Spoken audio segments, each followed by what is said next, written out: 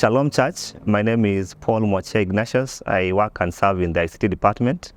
It's a joy and pleasure for me to share my reflection from the book of 2 Corinthians from chapter 1 to chapter 6.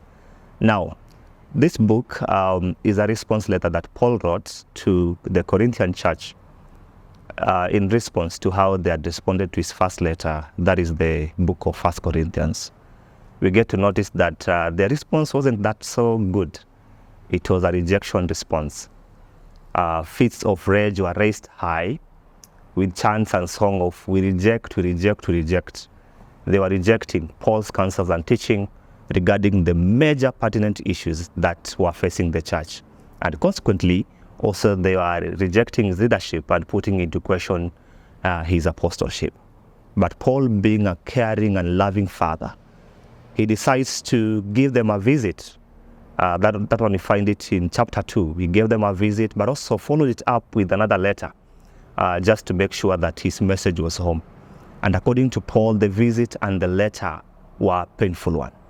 And he says that in chapter 1, that if it wasn't for God's comfort, that the church and himself could not have survived the difficult moments that were being experienced at that time. And Titus comes back to him and says, voila, people are repenting and it seems like your message is home. And Paul very quickly writes this letter of 2 Corinthians just to reaffirm his love. And in reaffirming his love and that he has forgiven them, he presents Christ at the center of his message, whereby he reassures them that through Christ we have forgiveness and therefore forgive the offender. Through Christ, we have resurrection from the dead. Therefore, it's a glorious ministry that we have been handed down. But thirdly, also, that through Christ, we need to seek reconciliation because we have been reconciled back to God. And therefore, the ministry of reconciliation has been handed down to us.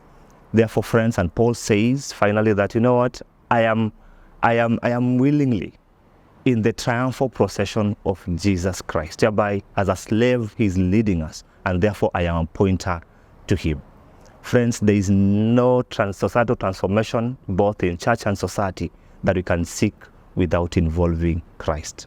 Just as Jeff Durbin says, that trying to find and to bring societal change without Christ is like rearranging furniture in a burning house. I pray that our hearts will be burning to present Christ in all our sphere, to have a relevant and long-lasting solution and change. Shalom.